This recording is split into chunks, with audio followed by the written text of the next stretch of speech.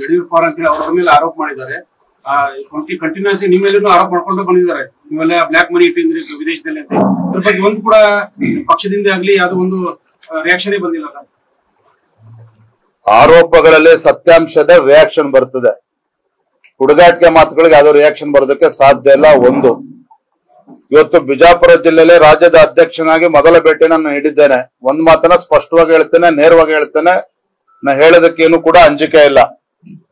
ನಾನೊಬ್ಬ ಭಾರತೀಯ ಜನತಾ ಪಾರ್ಟಿ ಅಧ್ಯಕ್ಷನಾಗಿ ನನಗೆ ಜವಾಬ್ದಾರಿ ಕೊಟ್ಟಿರ್ತಕ್ಕಂಥದ್ದು ನಮ್ಮ ಭಾರತೀಯ ಜನತಾ ಪಾರ್ಟಿಯ ವರಿಷ್ಠರು, ರಾಷ್ಟ್ರೀಯ ಅಧ್ಯಕ್ಷ ನಡ್ಡಾಜಿ ಅವರು, ಪ್ರಧಾನಮಂತ್ರಿ ನರೇಂದ್ರ ಮೋದಿಜಿಯವರು, ಅಮಿತ್ ಶಾ ಜಿಯವರು ನನಗೆ ಜವಾಬ್ದಾರಿ ನೀಡಿದ್ದಾರೆ. ಯಡಿಯೂರಪ್ಪನವರಲ್ಲ. ಯಡಿಯೂರಪ್ಪನವ್ರ ಮಗ ಅನ್ನುವ ಹೆಮ್ಮೆ ನನಗಿದೆ. ಆದ್ರೆ ಇವತ್ತು ರಾಜ್ಯದಲ್ಲಿ ಇರ್ತಕ್ಕಂಥ ಲಕ್ಷಾಂತರ ಕಾರ್ಯಕರ್ತರು ಇವತ್ತು ಬಹಳ ಸಂತೋಷದಿಂದಿದ್ದಾರೆ. ಇವತ್ತು ನನ್ನನ್ನು ರಾಜ್ಯದ ಅಧ್ಯಕ್ಷನಾಗ ಮಾಡಿದ್ಮೇಲೆ ನಾನು ತಮ್ಮ ಮೂಲಕ ಪಕ್ಷದ ಎಲ್ಲ ಹಿರಿಯರನ್ನು ಇವತ್ತು ಎಲ್ಲರೂ ಕೂಡ ನನ್ನ ಜೊತೆ ಕೈ ಜೋಡಿಸಿದ್ದಾರೆ. ಈಶ್ವರಪ್ಪನವರ ಆದಿಯಾಗಿ, ಸಿ ಟಿ ರವಿಯವರ ಆದಿಯಾಗಿ, ಸದಾನಂದ ಗೌಡರ ಆದಿಯಾಗಿ ಎಲ್ಲರೂ ಕೂಡ ಇವತ್ತು ವಿಜೇಂದ್ರ ಪಕ್ಷದ ಅಧ್ಯಕ್ಷ ನೇತೃತ್ವದಲ್ಲಿ ಪಕ್ಷಕ್ಕೆ ಬಲವನ್ನ ಕೊಡ್ತಕ್ಕಂಥ ಕೆಲಸ ಮಾಡ್ತೇವೆ ಅಂತೇಳಿ ಹಿರಿಯರೆಲ್ಲರೂ ಕೂಡ ನನಗೆ ಆಶೀರ್ವಾದನ ಮಾಡಿದ್ದಾರೆ. ಇವತ್ತು ನಾನು ಒಂದು ಮಾತನ್ನ ಹೇಳ್ತೇನೆ, ಹೊಸ ವರ್ಷದ ಹೊಸ್ತಿಲಲ್ಲಿ ನಾವೆಲ್ಲರೂ ಕೂಡ ಇದ್ದೇವೆ. ಹೊಸ ವರ್ಷದ ಹೊಸ್ತಿಲಲ್ಲಿ ಇರ್ತಕ್ಕಂಥ ನಾನು ರಾಜ್ಯದ ಅಧ್ಯಕ್ಷನಾಗಿ ಎಲ್ಲ ಹಳೆ ವಿಚಾರಗಳನ್ನ ಬದಿಗಿಟ್ಟು ಹೆಚ್ಚು ಉತ್ಸಾಹದಿಂದ ಎಲ್ಲರನ್ನೂ ಕೂಡ ವಿಶ್ವಾಸಕ್ಕೆ ತೆಗೆದುಕೊಂಡು ಎಲ್ಲ ಹಿರಿಯರ ಮಾರ್ಗದರ್ಶನದಲ್ಲಿ ಮುಂದೆ ಪಕ್ಷವನ್ನು ಮುನ್ನಡೆಸಬೇಕು ಅನ್ನೋ ಒಂದು ದಿಟ್ಟ ನಿರ್ಧಾರದಿಂದ ನಾನು ಮುನ್ನಡೀತಾ ಇದ್ದೇನೆ. ನನಗಿವತ್ತು ನನ್ನ ಗುರಿ ಸ್ಪಷ್ಟವಾಗಿದೆ. ನಾನು ಇಟ್ಟಿರ್ತಕ್ಕಂಥ ನನ್ನ ಮುಂದೆ ಇರ್ತಕ್ಕಂಥ ಗುರಿ, ನಾನು ಇಟ್ಟಿರ್ತಕ್ಕಂಥ ಒಂದು ಹೆಜ್ಜೆ ಯಾವತ್ತೂ ಕೂಡ ಹಿಂದೆ ಇಡ್ತಕ್ಕಂಥ ಪ್ರಶ್ನೆನೇ ಇಲ್ಲ.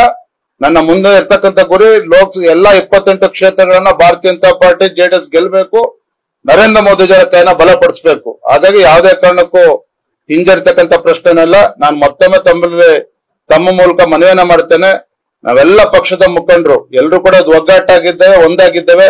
ಒಬ್ರು ಇಬ್ರೇನು ಮನಸ್ತಾಪಗಳಿದೆ, ಅದನ್ನ ಸರಿಪಡಿಸಕ್ಕಂತ ಕೆಲಸವನ್ನು ಮಾಡ್ತೇನೆ. ಮತ್ತೊಂದು ವಿಚಾರ ತಾವು ಕೇಳೋಕ್ಕೂ ಮುಂಚೆನೆ ಹೇಳ್ತೇನೆ, ನಾನಾಗ್ಲಿ ಅಥವಾ ಯಾವುದೇ ಪಕ್ಷದ ಮುಖಂಡರು ಕೇಂದ್ರಕ್ಕೆ ಹೋಗಿ ಏನೋ ಯಾರ್ದೋ ವಿರುದ್ಧ ಚಾಡಿ ಹೇಳ್ಬೇಕು, ಕಂಪ್ಲೇಂಟ್ ಕೊಡ್ಬೇಕು, ಏನೋ ಆಕ್ಷನ್ ತಗೋಬೇಕು ಅಂತೇಳಿ ಈ ಕ್ಷಣವರೆಗೂ ನಾವು ಪ್ರಯತ್ನ ಮಾಡಕ್ ಹೋಗಿಲ್ಲ, ಅದ್ರ ಅವಶ್ಯಕತೆನೂ ಇಲ್ಲ. ಆದ್ರೆ ಮುಂದೆ ಸಂದರ್ಭ ಹೇಗೆ ಸೃಷ್ಟಿ ಆಗ್ತದೆ ಕೇಂದ್ರ ವರಿಷ್ಠರು ತೀರ್ಮಾನ ಮಾಡ್ತಾರೆ. ನಾನಂತೂ ಸ್ಪಷ್ಟವಾಗಿದ್ದೇನೆ, ಏನೇ ಸಣ್ಣ ಪುಟ್ಟ ವ್ಯತ್ಯಾಸಗಳಿದ್ರು ಕೂಡ ನಾನು ವಯಸ್ಸಿನಲ್ಲಿ ಚಿಕ್ಕೋನಿರ್ಬೋದು, ಪಕ್ಷದ ಅಧ್ಯಕ್ಷನಾಗಿ ಎಲ್ಲರ ವಿಶ್ವಾಸಕ್ಕೆ ತೆಗೆದುಕೊಂಡು ಹೋಗ್ತಕ್ಕಂಥ ಕರ್ತವ್ಯ ನನ್ನ ಮೇಲಿದೆ. ಅದನ್ನ ಯಶಸ್ವಿಯಾಗಿ ಮಾಡ್ತೇನೆ ಅನ್ನೋ ಅಚಲವಾದಂತ ವಿಶ್ವಾಸನೂ ಕೂಡ ನನಗಿದೆ. ವಿಫಲ ಆಗಿದೆ ಅಂತ ನಿಮ್ಗೆ ಯಾಕೆ ಅನಿಸ್ತದೆ? ಸ್ವಲ್ಪ ಸಮಯಾವಕಾಶ ಬೇಕಲ್ಲ. ನಮ್ ಜಿಗಜಿಗಣಿ ಸಾಹೇಬ್ರು ಇದಾರೆ, ನಮ್ಮ ಇಲ್ಲಿ ನಡಳ್ಳಿ ಸಾಹೇಬ್ರು ಇದಾರೆ, ಈ ಕಡೆ ನಿರಾನಿ ಇದಾರೆ, ಬೆಳ್ಳುಬ್ಬಿರು ಇದಾರೆ, ವಿಜಯಗೌಡ ಪಾಟೀಲ್ ಇದಾರೆ. ಇರೋರ್ ಬಗ್ಗೆ ಮಾತಾಡಲ್ಲ, ಇರೋರ್ ಬಗ್ಗೆ ಯಾಕೆ ಮಾತಾಡಿದ್ರಿ?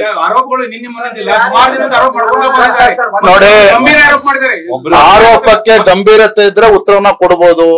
ಆರೋಪಗಳಲ್ಲಿ ಏನಾರ ಸತ್ಯಾಂಶ ಇದ್ರೆ ಹುರುಳಿದ್ರೆ ಉತ್ತರನ ಕೊಡ್ಬೋದು. ಹುಡುಗಾಟಿಗೆ ಆರೋಪಗಳಿಗೆ ನಾವು ಉತ್ತರ ಕೊಡ್ತಕ್ಕಂಥ ಪರಿಸ್ಥಿತಿ ಇಲ್ಲ, ಅದ್ರ ಅವಶ್ಯಕತೆ ನನಗಿಲ್ಲ. ರಾಜ್ಯದ ಜನತೆಗೆ ಇದು ಸಹಜವಾಗಿ ಸಂಶಯ ಮೂಡುತ್ತದೆ. ಅದಕ್ಕೆ ನೀವಾದ್ರೂ ಇದಕ್ಕೇನು ಒತ್ತಾಯ ಮಾಡ್ಲಿಕ್ಕೆ ಅಥವಾ ತನಿಖೆ ಮಾಡ್ಲಿಕ್ಕೆ ತಮ್ಮ ಮೂಲಕ ನಾನು ರಾಜ್ಯ ಸರ್ಕಾರಕ್ಕೆ ಒತ್ತಾಯ ಮಾಡ್ತೇನೆ. ಯಾವುದೇ ಅನುಕಂಪ ಯಡಿಯೂರಪ್ಪನವ್ರ ಮೇಲೆ, ಯಡಿಯೂರಪ್ಪನ ಕುಟುಂಬದ ಮೇಲೆ ತೋರ್ಸತಕ್ಕಂಥ ಅವಶ್ಯಕತೆ ಇಲ್ಲ.